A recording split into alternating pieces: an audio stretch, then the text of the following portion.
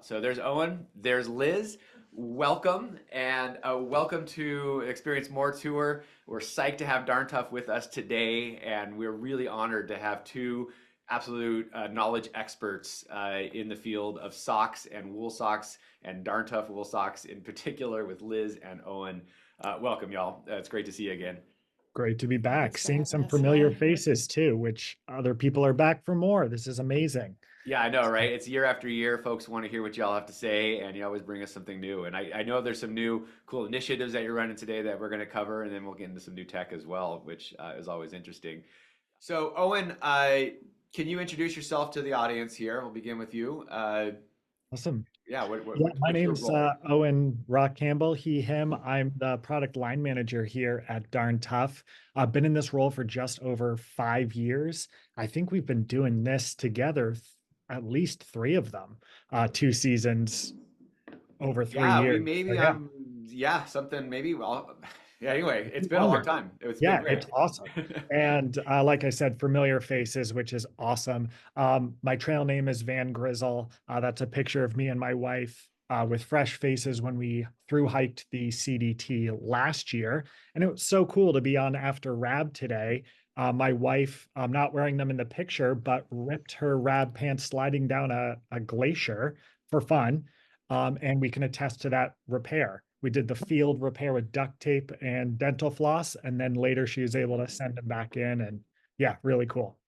That's awesome. Yeah, Yeah. happy to be here with you to share. Thanks, Owen. Psyched you're here, and always love to hear what wisdom you can impart from not only your trail experience, but also your experience as a product manager at Darn Tough. And then Liz, we've got you today as well. We snagged you, and we're psyched to have you here. Liz, what's your role at Darn Tough and your kind of experience there? Heck yeah. Thanks for having me back, Marshall. Love doing this presentation with y'all. So my name's Liz Flynn. I use they, them. I'm the product line specialist here. I help assist Owen in making sure we are putting out the best product, what the customer needs, trimming down where we need to, growing where we need to. Yeah, I'm an aspiring section hiker. One of these days, I'm going to get out there. I did a little bit of hiking on top of Camel's Hump recently with the team, and it was a blast. So yeah, excited to talk to y'all today about socks. Hope you're ready. Liz, well, welcome, and we're psyched. And yeah, you guys are both calling in from Vermont, a beautiful state, and I used to get back there quite a bit, and I've hiked Camel's Hump as well, so pretty cool place to be. That's fun. So, well, welcome, and let's go through some of the sort of beginnings of Darn Tough. I think there's some fun photos that you were able to share with us, and I'm like, there's got to be some stories behind these great photos. So, Liz, you want to tell us a little bit about I can't remember. Oh, and Liz, I'm not sure who's going to take this one. It's Liz. Yeah, Yeah, you're okay. on the money. That one's me. So we wanted to, in the past, we've done, like we mentioned before, several of these, and we, in the past, have talked about things like people, product, place. We have yet to produce our best sock. We've got a lot of like tenants around the company. We wanted to take the time today to kind of show you where those come from. We'll talk a little bit about the history, right? So, like Marshall said, great photos here. Yeah. Cabot Hosiery Mills started back in 1978 with Mark Cabot. He's that gentleman on the top left with the mustache, still kicking around today in the business, rocking that mustache look to today. Nice. And yeah, just an awesome guy. I got to introduce him to my family recently, which was cool. In 2024, though, is really when Darn Tough gets started. Things were looking dicey at the time. Manufacturing started moving offshore, and banks were kind of like knocking at the door. So, necessity being the mother of invention, Rick, there on the right in the red shirt, came up with the idea of Darn Tough. He doubled down on manufacturing here in Vermont, and we launched that same year. And I'll talk about that launch in a minute, And but did Liz, want just to touch. to point out real quick, Yeah. you had said 2024 was the start year. That is not the case, right? 2004, is that correct? Yeah, oh, I'm so sorry. Okay. 2004. Yeah, yeah, We're yeah. 20 years in, 2024 is right? I this year. know, but it's okay, right? Yeah, I just wanted to thanks. make sure people were. It's not a brand new company, we know that, but yeah. No, Anyway, thanks, okay, Marshall. cool. Sorry to Yeah, interrupt you, but keep going because I just want some more exploration. I want to be at that Christmas party. It looks cool. absolutely. Yeah, no, totally good. Thanks for the catch there. That Christmas party on the right is like a retro photo for us. We fill a school auditorium now, much bigger these days, but very much still that same like family barbecue action. Probably a homemade cake there on that container lid. And then you will be relieved to hear on the left there that shirts are now required on the finishing line. But yeah, Oh, you're so mean. I know. We thought, OSHA, probably a good idea. So next slide there, Ben, and we can talk a little bit more about that 2004 launch, not 2024, all right?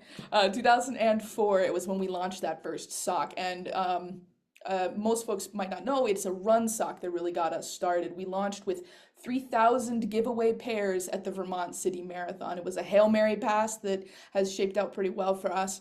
But you can see there that lovely lady on the left is Owen and my boss, Lynn. That is her original pair of socks in the glass case along with her bib. We recently revamped that same style, added all the durability updates we've done since we launched in 2004 to today, right? Did the big anniversary update. They're on the website now if you need to check them out. And yeah, just a really cool history we have there. So if you give me the next slide there, Ben, whenever you can. Perfect. So the reason we've got here, right, since that launch in 2004, we've grown thanks in part mostly to our retailers, from farm and garden stores to specialty run shops. We've gone from that single run sock to 8 specialized categories. We firmly believe that they're what got us here, and that customer and retailer support is what's like keeping us here. So massive thank you to folks wearing and selling our product, right? It really reinvigorates both of us to see like loyal lists on this call and brand new faces. So yeah, these photos on screen really showcase a lot of that passion that we see from dealers around the world. We recently did our sales call, and that passion and like camaraderie inspires me every year. So yeah, sincerely. Yeah, I thank mean, you. these sock walls are always impressive because, that much space in a retailer is very, very valuable, right? And it just kind of goes to show the value of bringing in Darn Tough, and that these do sell, and they really are great for retailers. My local shop has I live out in the middle of nowhere, a little town called Winthrop, and our local gear shop has a wall about like this of Darn Tough, right? And they've really committed to it. It's very, very cool to see how folks have really gotten behind the Darn Tough brand in the world, and the retailers are the reason it's working, right? So it's very cool. Yeah, 100%. Every time I go home to Texas, I love seeing the wall there. Yep. We were recently like crowned #1 hike sock in the USA, and we just wanted to say here that no matter like the growth that we've done, because it's been 20 years, it's a long way from 2004, and things still feel the same around here, and our mission still remains the same. We've yet to produce that best sock, and we're not gonna rest on our laurels. So if you hit that next slide for me, Ben, what does that really look like to us, right? Because we could say like we don't want to rest on our laurels. For us, it's tackling the question, well, how do we provide an elevated sock experience for everybody? Owen's going to discuss this later on, but for us, that means focusing on a better, more inclusive fit. And we had a question about wide open here in the chat, and I'll get to that later on in the presentation.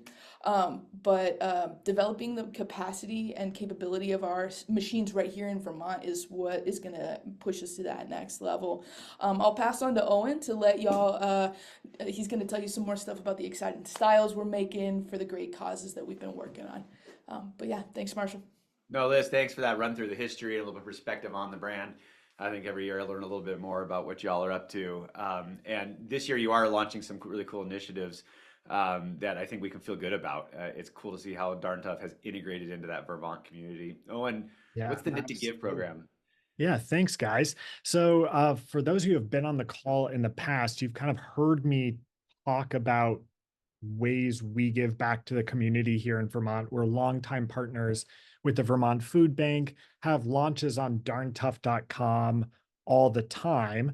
And I'm so pleased to share that we've expanded that for fall 24. So right now, we've formally expanded our Knit to Give program to really amplify the impact that we have throughout our product line to everyone. Not just on darntough.com, any retailer can be a part of this around the world, right? So on the next page, some of the ones that kind of the original ones we have were for the trails, right? We are that #1 hiking sock. How can we give back to those those folks and those trails that helped got us here. So our first ever like knit to give sock was back in 2011 with the original design of the Appalachian Trail Conservancy micro crew, which is now part of this larger Triple Crown collection.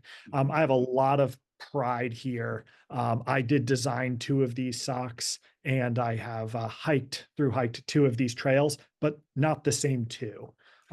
Or so a little puzzle for all of you to work out at home there.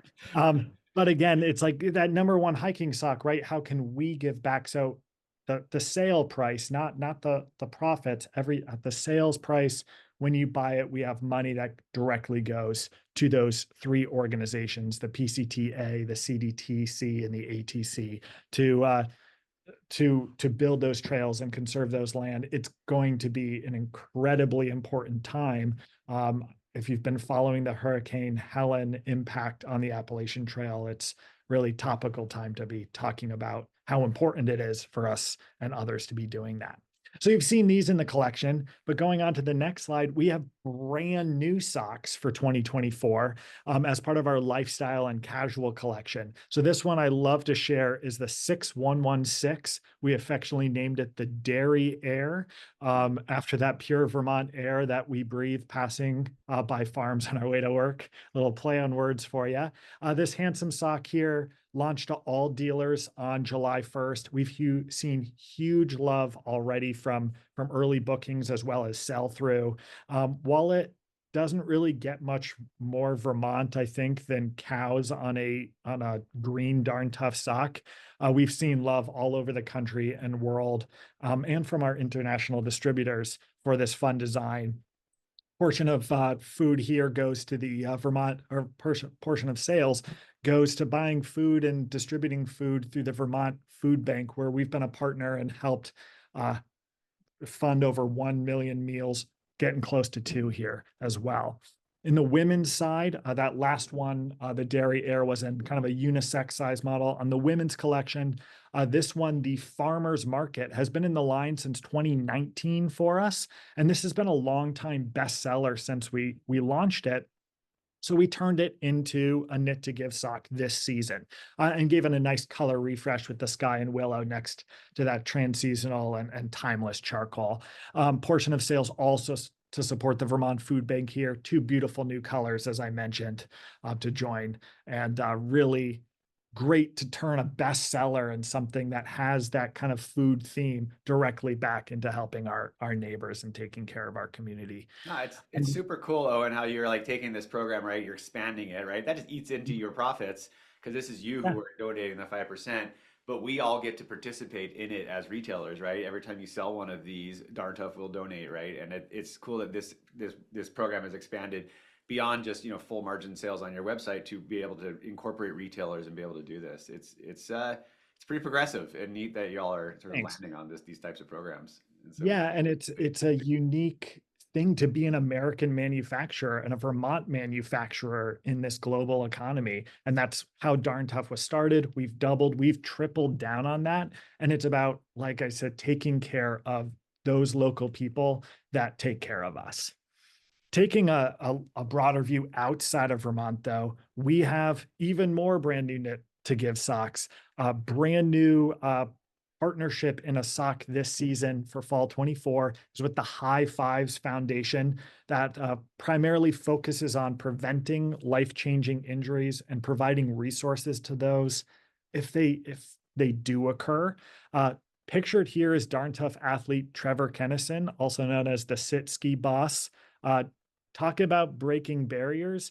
You should check out his documentary. Unbelievable. First backflip on a sit ski. Then he did the first double backflip on a sit ski. He really reimagines what's possible for adaptive athletes, and absolute inspiration.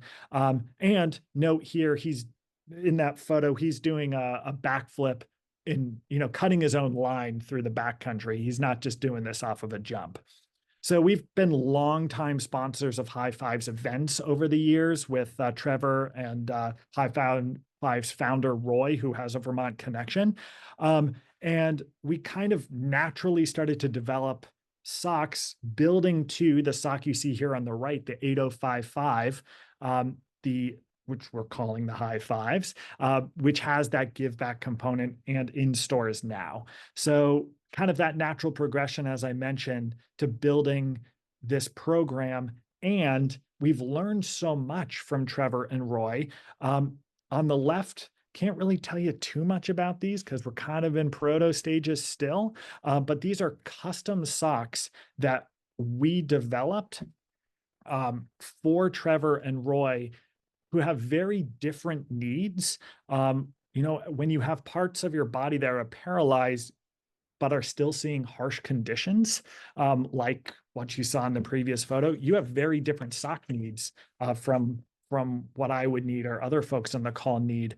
And so our superpower here as an American manufacturer and working here in Vermont with an amazing team is the ability to iterate faster than anyone, get them on body, test all the time. And we've learned a ton in developing protos around fit that we've already started to incorporate into our line to be more inclusive. And I can't tell you much more, but I know Roy and Trevor brought some of those custom ones for them, 50 pairs over to the Paralympics in early September to get them on more athletes' feet. We're pretty excited.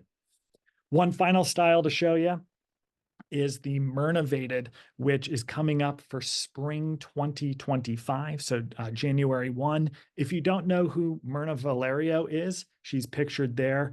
You really should.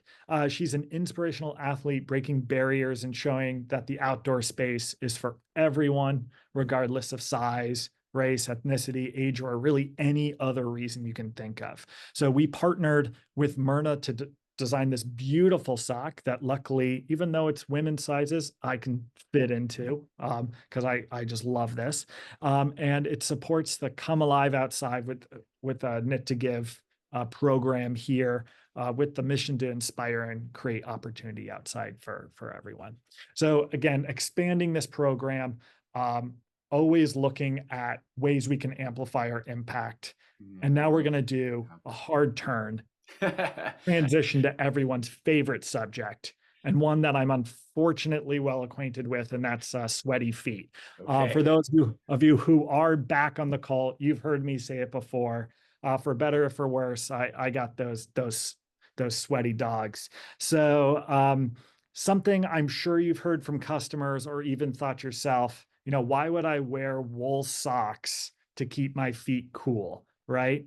And I will tell you, as a person with sweaty feet, this is the material to keep you comfortable. Let me spell it out here for you. The beauty of merino, it's not that your grandpa's wool. Merino is super fine, sustainable. Sheep have been running and hiking in it for thousands of years, and it is naturally moisture wicking, going to pull that moisture away from your sweaty feet if you have feet like me, thermoregulating, the true superpower, working with your body to keep your feet cool when it's warm out, keep your feet warm when it's cool out, cool when it's hot out. You know what I mean? Right. But it's works directly with the heat of your body and the atmosphere around you and your Gore-Tex footwear to channel moisture away and keep you regulated. Antimicrobial as well, which keeps the stink down. Sweaty feet stink sometimes. And then that translates to all-day comfort here. On the next slide, let's say that we take that merino wool, we knit it in 4 different weights from ultra lightweight all the way up to those heavyweight mountaineering or hunting tree stand socks. And then we're pairing it with 3 different cushioning levels, not to mention, the endless combination of other attributes like mesh and targeted cushioning and durability that we have.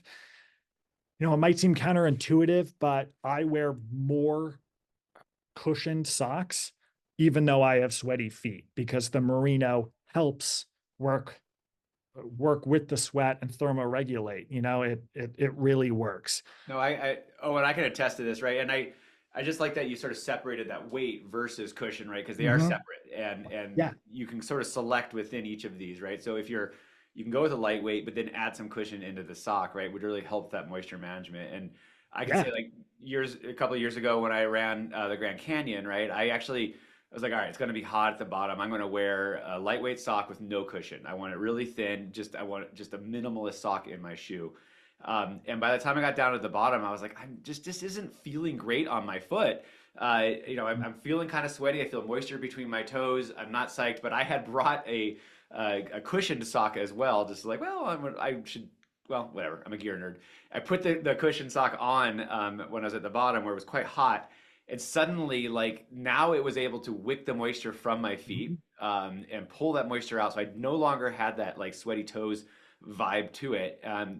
Honestly, I felt better in the shoe. I fit more secure is almost the wrong word. I just felt better. I was afraid it was going to be too tight because I'm always concerned about not enough volume in a shoe, and it wasn't the case, right? The way you've cushioned it, it didn't change the fit of the shoe, but I just felt better overall, right? And that's one of the cool things about like why we pair these with Gore-Tex shoes is because the role of that sock is to pull the moisture off your foot, get it out away from your skin so your skin feels dry, and then deal with the moisture, which is to wick it Mhm. around and spread it. So not only can it escape through the vamp of the shoe, through the Gore-Tex membrane of the outside, but also pull it out through what I call the smokestack of the shoe, which is where your foot goes in, right? A Yeah. lot of the moisture management actually comes from that zone as well. And a sock that can move moisture around is absolutely crucial to the system.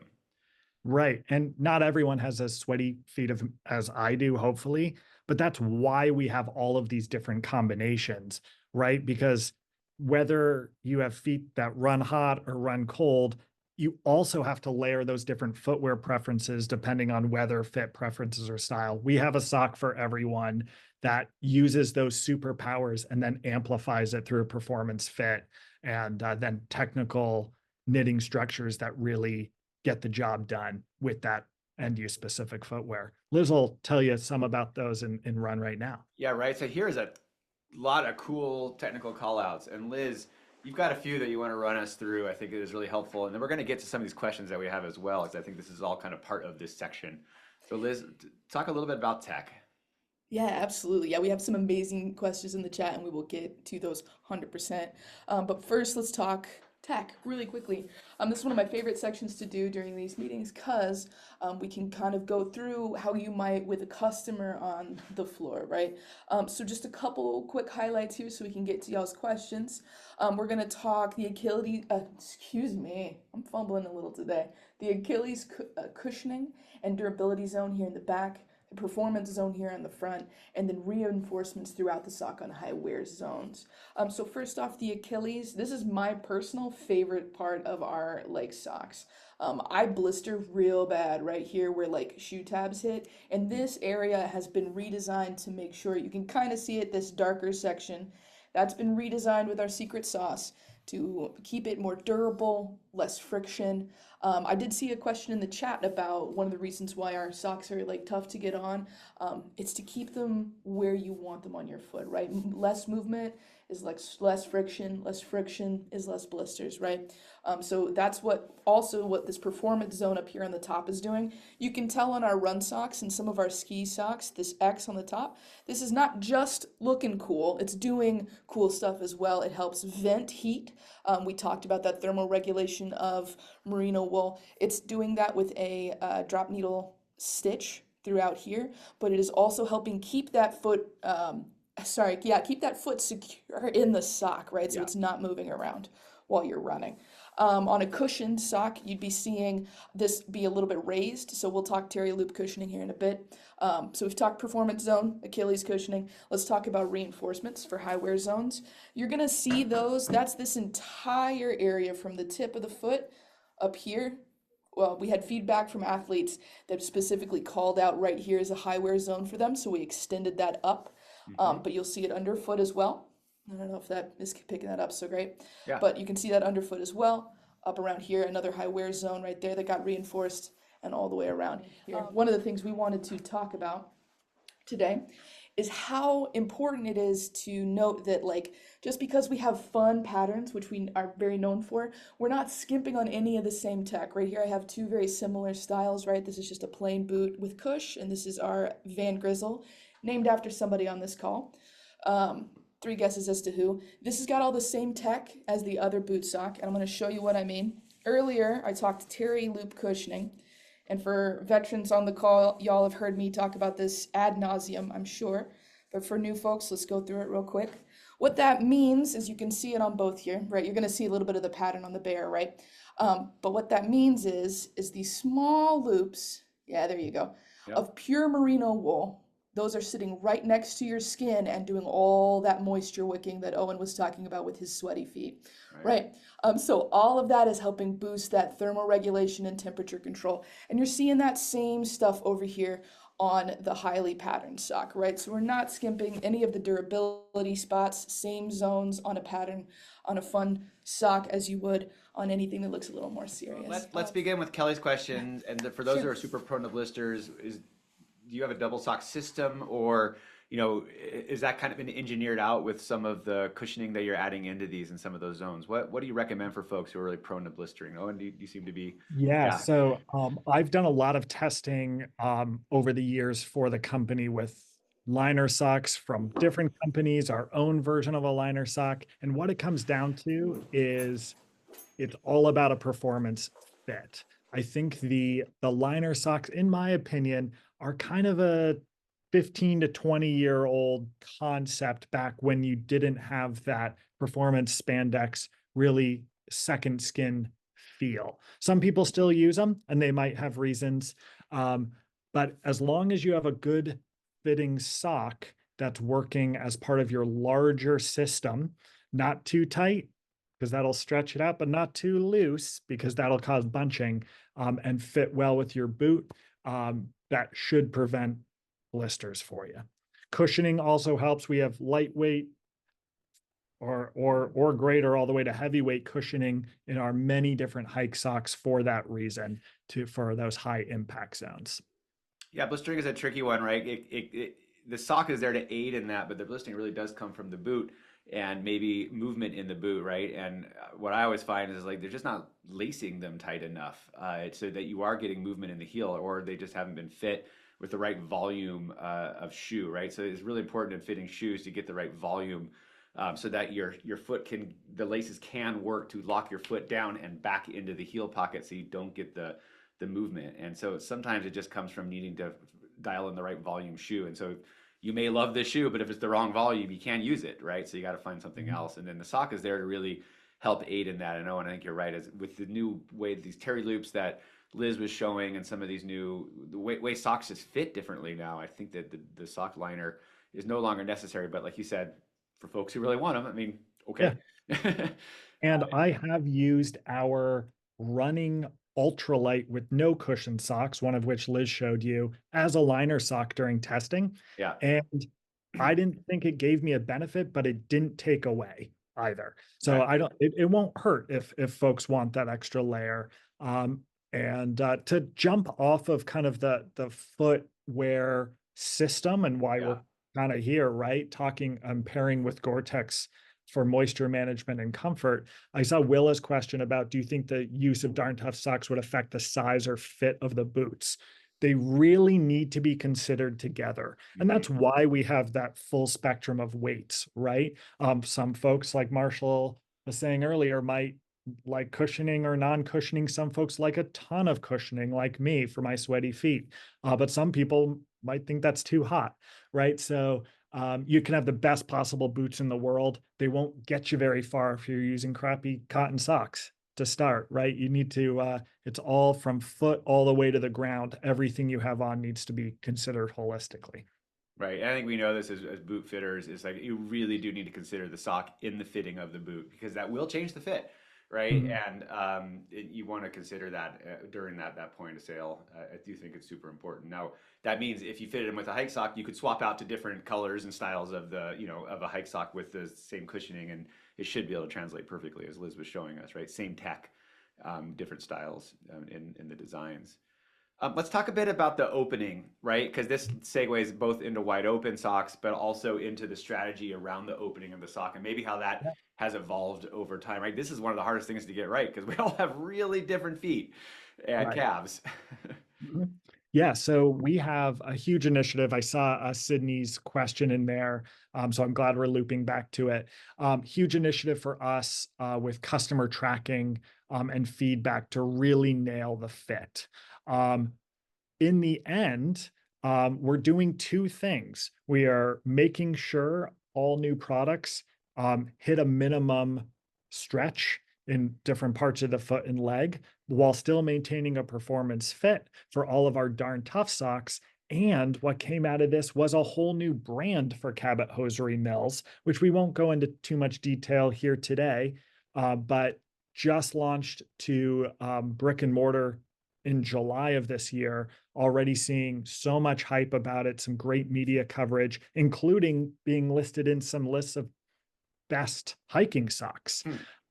So even though they're designed more as a non-category specific sock. So the wide open is specifically designed with a different knit structure and different spandex and wool combination to make sure we're fitting larger calves and legs and feet, and really a really great consideration for folks looking for wide width shoes or just looking for something with a little more give if that they find the performance fit isn't quite right for them.